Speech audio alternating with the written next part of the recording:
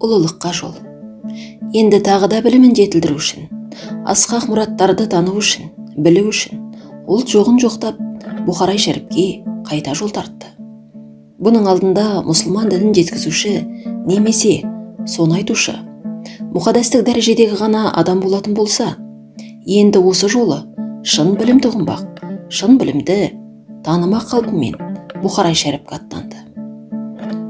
Ұшқарда екі дүниенің ортасы Бұхарай шәріп тек әдемілігімен ғана емес, немесе парсы мен түркінің ортасындағы, Тұран мен Иранның ортасындағы ғажап қасиетімен ғана емес, сол кезде бүкіл ислам дінінің шоқтығы биік қалпымен өзіне тарта беретін. Бұл арада жаңағы бүкіл қазақ халқы, сонымен қатар түркімен, өзбек, Әзірбайжан, мынау тұстардағы дағыстандықтар, қапқаздықтар, татарлар бәрі бойұсынған. Жаңағы Ханафия мазхабының да негізі салынған жер осы ара болатын. Бұған дейінгі қаншама оқымыстылар, дін ғалымдары Әбу Ханафиді бірде араб, бірде парсы деп таласқанымен, арғы жақтағы түптегінің шын бір қанының түркі екендігін ұмыта беретін. Бірақ Әбу Ханафияның негізгі сүйенетін қасиеті Мұхаммед пайғамбардан түскен Құран кітабы, соныменен қатар сүйген оқымыстысы негізгі ұстанған бағыты бұл Әбу Абдуллах Мұхаммед ибн Исмаил ибн Ибрахим ибн әл-Мұғара әл-Жури әл-Бұхари жолы екен бұған дейін белгілі болатын. Бұхаридың үлкен атасы Бұхараның әмірі Яман әл-Жуфи Бұхаридың қолынан мұсылман куәлігін алған. Әкесі Ибн Мәлік ірі оқымысты Ибн Аннастың замандасы еді. 7 жасында Құранды жатқа білген. Әл-Бұхари 10 жасында әлденеше күн хадисті жатқа айтатын. Ал 16 жасында Меккеге барып, сонда 4 жыл оқып, ислам дінінің, асыл мұсылман дінінің бүкіл қазынасын ұғынбаққа, қанып ішіп білмекке қалған. Сол жерде сахабаларды көрген кешегі күндердің, асыл шақтардағы пайғамбардың әлі ісі басылмаған оқиғаларын біліп, нақты танып қайтқан. Ол білімді мұхадистерден дәріс алған еді. Өзінің еңбектерінде осыны айтады.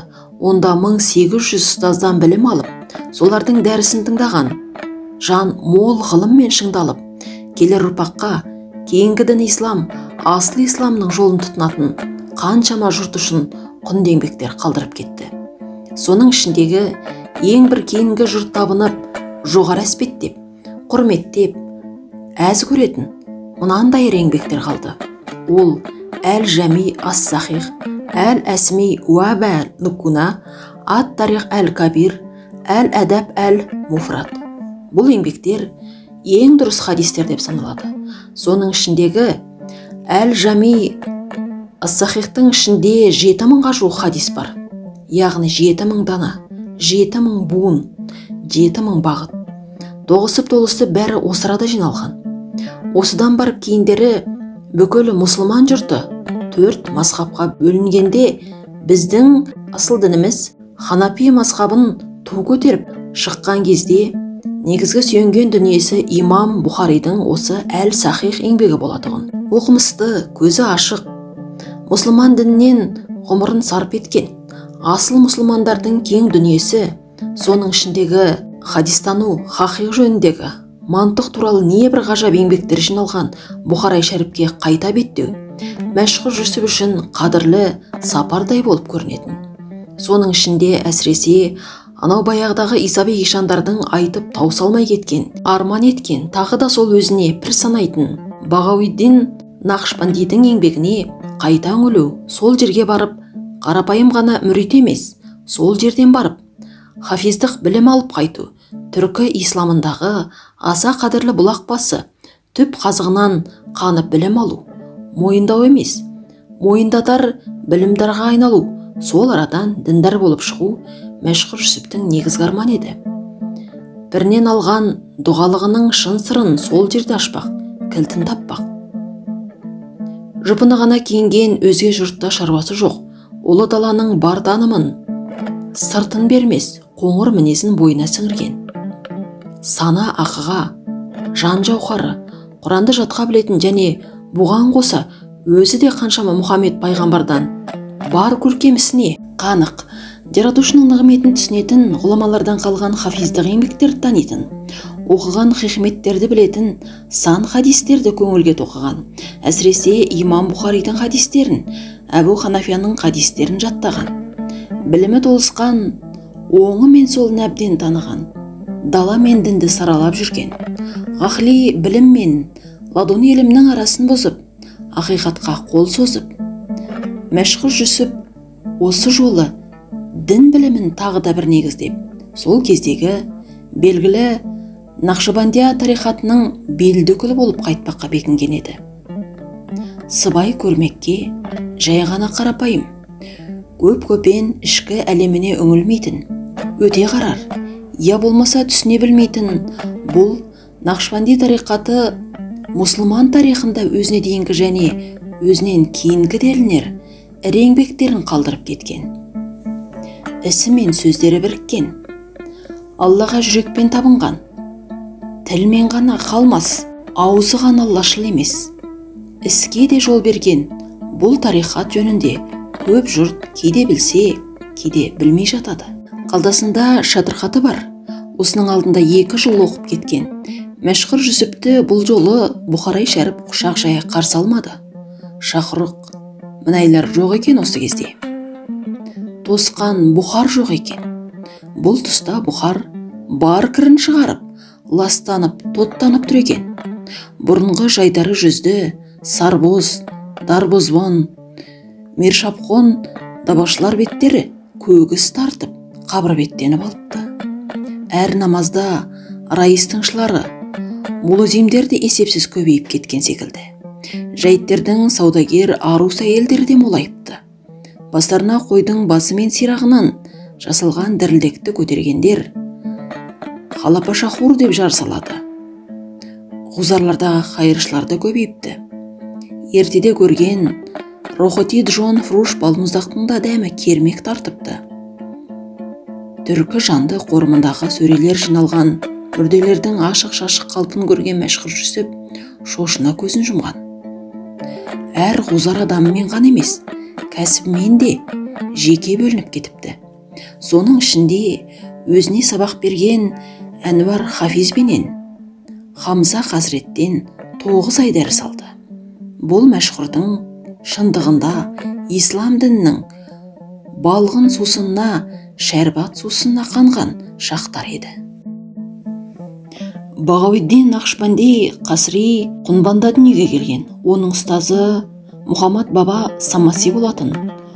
Ол дүниеден өткен соң ары қарай жас жігіттің білімін, жас мүриттің білімін, жас ұмтылушының білімін әмір Құлал мәуштердің ішіндегі Хамат жағындағы қауымдастығынан алынған еді. Бағауиддин бұған дейінгі тамырлас қатар туып, іргелес жүріп, бағытталып келе жатқан екі дүниені біріктіріп әкеліп, Нақшбандия тарихатын дүниеге келді. Оның біріншісі Яссауишыл бағыт еді. Ахмет Яссауидан басалған көшпенді қазақтың ыңғайына негізделген, түркі жұртының ыңғайына негізделген сол уақыттың өзгеше бір, басқа бір бағыты және еркіндік бағыты, қазақтың ыңғайына көнетін бағытын екінші бір өзектегі бастаушысы, көш алтысы Халил ата. Қасымшылармен иық тіреп, бәрін біріктіре келіп, бұған қоса Әбдул Хали Генжуани бәтуәсімен қосқан еді. Егер Халил ата, Қасымшылдар, Яссауишілдер түгелден қазақ даласының ыңғайына келетін болса, Абдул Хали Генжуанидің ілімі махаллалақ еді. Нақшбанди бұған дейінгі қалыптасқан пікірлерді жетілдіре отырып, ескі сұрапты заңдарды басқа шыңғайлады.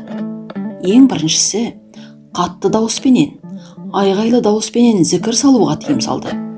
Яғни айғайлы, шулы, маңайын бірден үркетіп, шошынтып, дауысы ғана қалатын, бірақ арғы жағындағы жүрегіндегі, көңіліндегі, ақылындағы сезімді білдірмейтін қатты дауысы зікірді бәсең дауысы зікірге ауыстырды. Сонымен қатар, сопылық бағыттың ішіндегі жалғыз қалу, өзі менен өзі кету, 40 күндік жалғыздық, яғни халваны тоқтатты.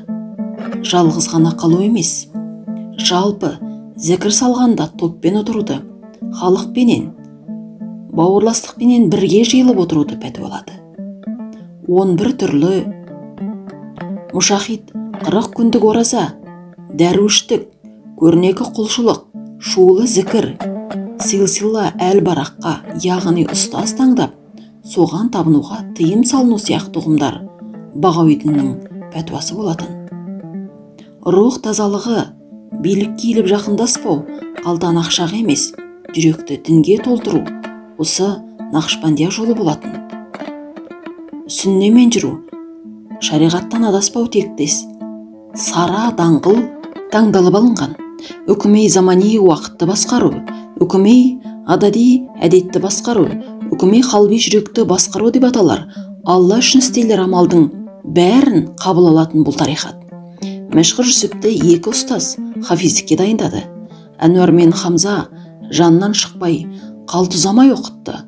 Хуштардам дем санасына түйсіну, Алланы жүрекпен сезіну, назардар қадам-қадамға қарау, ақ жолдан айнымау, сафардар ватан, Аллаға оралу, отанды сүю, халватдар анджуман көп ішіндегі жалғыздық, ят кадыр, Алланы жүрекпен, тілмен қатар айту, базгашты Алланы ұлықтап зікір оқу, нигахташты жүректі шатойдан сақтау, яддашты Аллаға қайтарыңды ұмытпау секілді негізгі қазықтар санаға қағылды.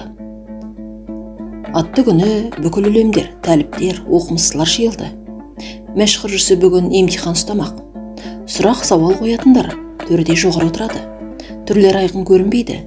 Қалған ел тыныш болмағы шарт. Бірінші сауал тасталды. Мұсылман ғалымдары өзінен кейін нені қалдырады? Мұсылман ғұламалары өзінен кейін динарлар мен дирхамдар қалдырған жоқ.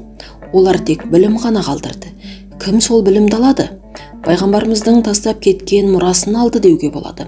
Бұны Имам Ахмед әл-Муснад кітабында айтылады. Алла қайырым тілегеніне не береді? Ел ұқпас тұғар, сана және дінгегі биік дін, әл-Бұхари хадисі. Бір фақихтың салмағы 1000 әбитке тең. Әт-Тирмизи, Ибн Маджах. Бір ғана жол Аллаға апаратын қай жол?